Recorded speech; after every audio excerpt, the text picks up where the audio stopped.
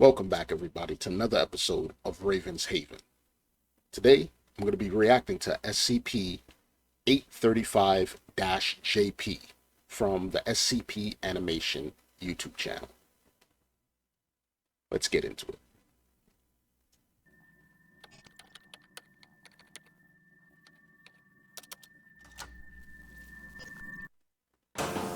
SCP Foundation, Site 18, the dead of night. A lonely Foundation scientist makes his way to his this office art to style. leave for the day. It's nice. Nice. I like it. Little does he know that tonight he will cross paths with what was a most deadly SCP. Able to That sounds like teleport Dr. from Buck. dark corner to dark corner like a deadly whisper.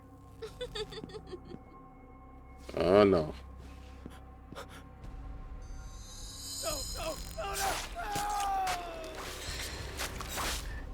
Yeah.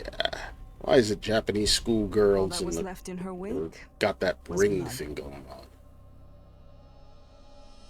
Hello, I am Dr. Buck, and today we will be reviewing Dr. SCP-835 Buck. JP, Sexy. otherwise known as Keteru Yamiko. Initially identified as a Keter, SCP-835 JP is now classified as, well, we'll get into that later in this presentation.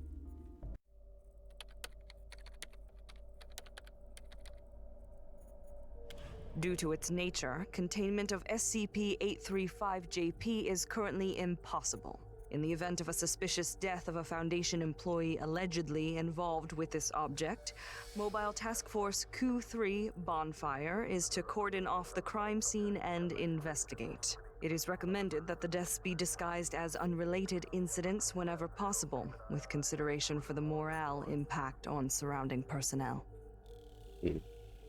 SCP-835 JP is often described as a teenaged girl named Keteru Yamiko that possesses long black hair and wears black school uniforms. On some occasions, the description of her age and appearance may increase or decrease by about 10 years. Keteru Yamiko is almost universally characterized as attractive. Her emotional state is often portrayed as melancholic due to her taciturnity.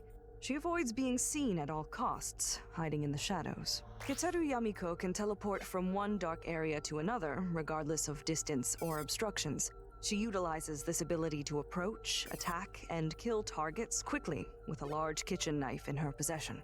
She is also said to have the ability to control darkness at will, engulfing objects and making them disappear, although the principle behind this is unknown. Due to her abilities, she was kidnapped and raised as an assassin by a group of interests that is hostile to the Foundation, and it is believed that this is how her current personality was formed. SCP-835 JP was originally Probably chaos a phenomenon that insurgency, occurred only to the Foundation global personnel, occult first identified coalition. in 1995. The phenomenon occurs in a cycle of about 1 to 3 months. The subjects who encounter it disappear in a matter of seconds, usually with a large amount of blood left behind. No subject, dead or alive, has ever been rediscovered. Investigations have confirmed the subjects were fatally injured prior to their disappearance. There are no significant common features of SCP-835 JP in terms of subject, time, or location, except that the victim is invariably a Foundation employee, and the scene is in a dark place with poor visibility. Occurrence has been confirmed in alleys at night, dimly lit stairwells, photo labs, shadows under desks, etc. Due to its unpredictability, suddenness, and the fact that the victims disappear without exception, no experimental observations of this phenomenon have been successful, and the details remain unknown to date. Based on the limited information obtained from the testimonies of witnesses who were present at the scene, as well as surveillance video footage, it is also known that the victims acted as if they were being attacked by some imperceptible entity. However, the existence of the attacker has never been corroborated.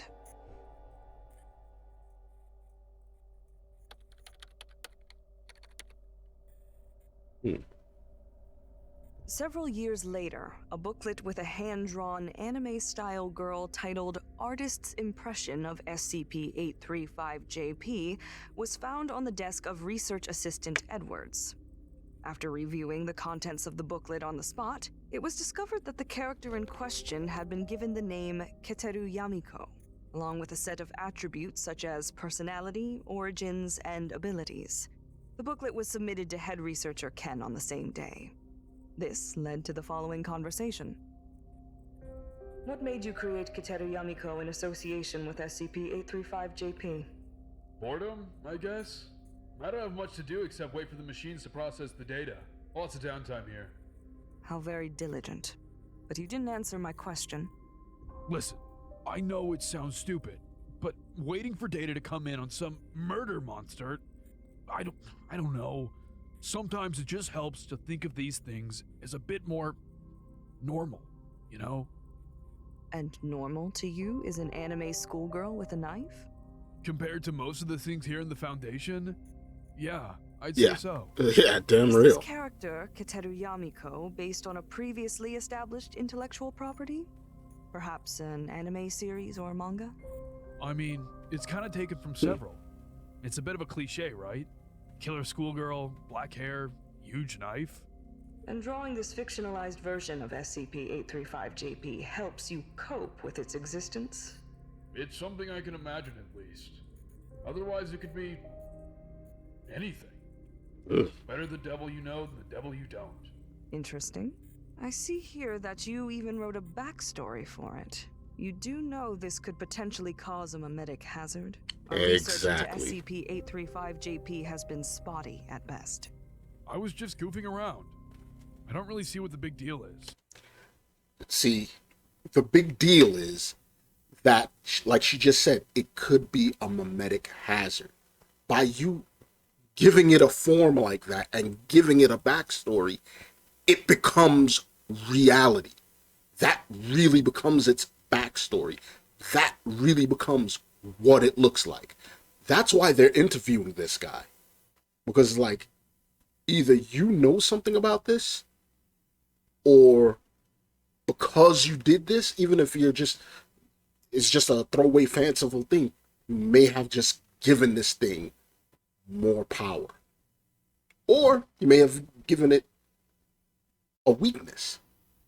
So they have to interview this guy to find out what the hell's going on and see what's in his head. Did he create this thing? Did he just empower this thing by making a backstory? Because there's been a lot of SCPs that are conceptual. They exist and they do things, but they only get more powerful if somebody ascribes a backstory to it. And that's what it looks like is happening here. He's like, I don't see what the big deal is. Come on, man. You're working a place where literally imaginary things. It's like that scene in Ghostbusters. Clear your mind. Don't think of anything. Anything you think of, it'll manifest it and it'll come and destroy you. So if you think of Son Goku, a giant 50-foot Son Goku will pop up and Kamehameha the whole planet to fucking hell. Just don't do that. Especially when you're working in a place like that. Little doodles about SCPs. Don't do that. Several SCPs are affected or even manifested by our collective perception of them. In these cases, fiction and reality are constantly intertwined. Such as the cicada god. That's terrifying. If you see the SCP, the cicada god, that's a terrifying one. It's a primordial godlike being that doesn't understand certain concepts. And these people made a god out of it, and it became a god. That is horrifying. It's like an eldritch god thing, and it's horrifying. In order for us to even stop it, they had to do something that wiped out an entire religious sect. And somebody just recently connected the cicada god to Christianity. So that means they'd have to wipe out the concept of Christianity in order to get rid of this freaking cicada god. Thank goodness they were able to round up all the members that thought that, conceptualized the cicada god to Christianity. But because it's now linked to Christianity, if it ever gets out of hand, they'd have to erase the concept of Christianity all out of the minds of everybody on Earth. Which they actually have, I think, a device that can do that. Because that's what they used the last time the cicada god popped up. So it's a XK class end of the world scenario with that creature. This is exactly what she's talking about. You have to be careful about your daydreams when you're working in a place like this. You know what I'm saying? You can't let that stray, at least physically, or even mentally at times. If word of this Keteru Yamiko gets out, who knows what could happen. I didn't realize. I'm sorry. Mm-hmm. Yeah.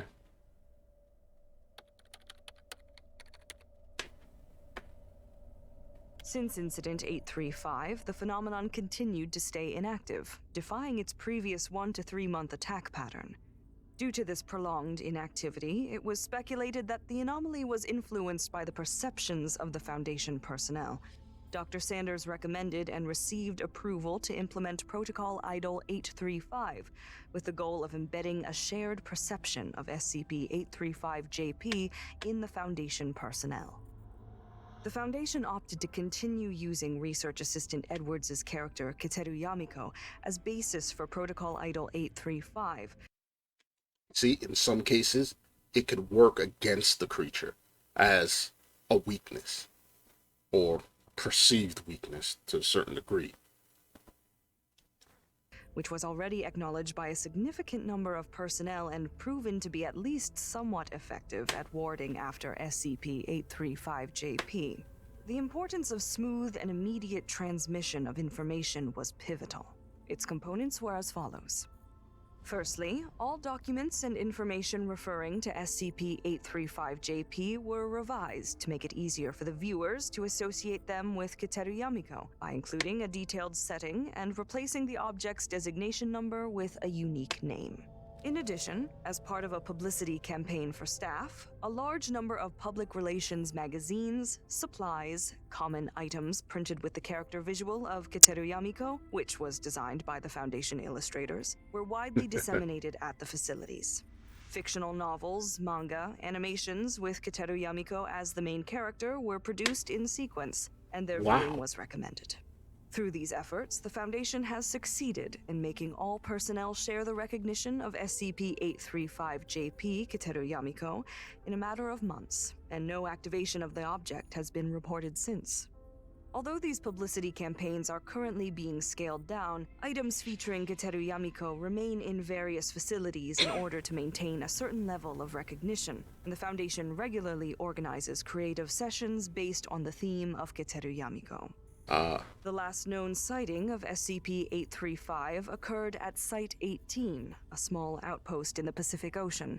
In accordance with set standard operating procedures, Foundation personnel were sent out to manage the Site 18's reaction to the death. Yeah, see, this is what I'm talking about.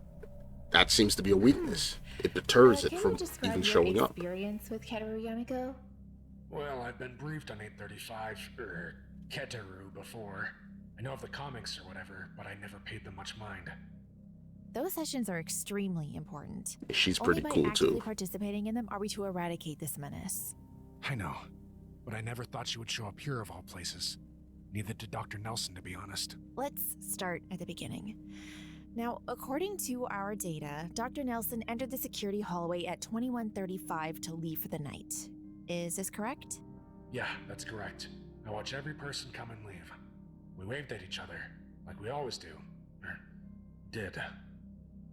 Then what happened? The lights started to flicker. The wiring in Site 18 has always been spotty. We joked that instead of fixing it, they just classify it an SCP.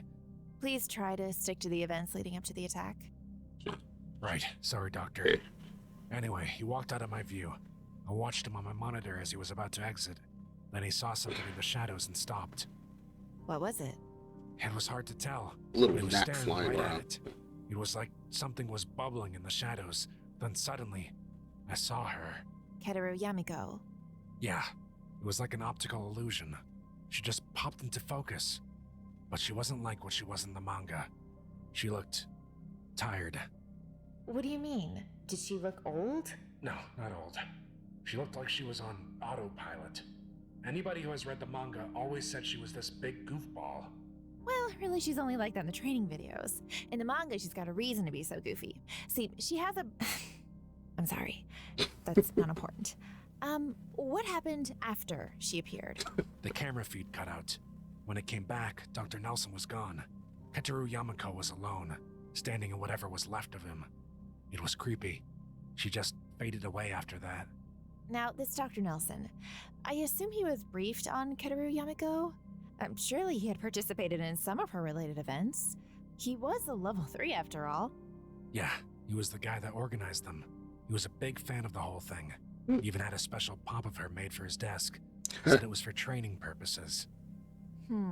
That should be in his personal effects. Why do you think she came after him? How would I know? Aren't you supposed to be the expert? Well, you knew, Dr. Nelson. Why would she single him out? I don't know. Maybe she was visiting her biggest fan or something. Oh no. Is there anything else you would like to add? That's not good. I don't think you'll be seeing her again. There was something about the way she looked that makes me think she's done with being what we've made her into. Noted. But the videotape we recovered has no appearance of her. Typical. I know what I saw, though. And I believe you. We must always stay vigilant for Keteru Yamiko.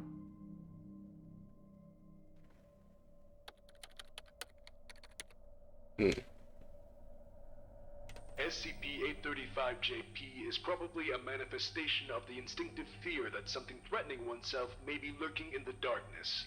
But the imaginary monster we once feared has now been reduced to a cliched character with Protocol Idol 835. SCP-835 JP Keteru Yamiko has been neutralized by Protocol Idol 835. The possibility of strengthening containment by expanding the scope of the protocol outside the Foundation is currently being studied in order to prepare for potential containment breaches that could result from a major cognitohazard or similar incidents within the Foundation. While Keteru Yamiko is designated safe, we are still unsure about how she manifested in the first place. Further research into the phenomena of SCP-835 JP has stalled, as no new data has presented itself. Armed with the knowledge from this presentation, we hope that you will continue to think of SCP-835 JP as just Keteru Yamiko.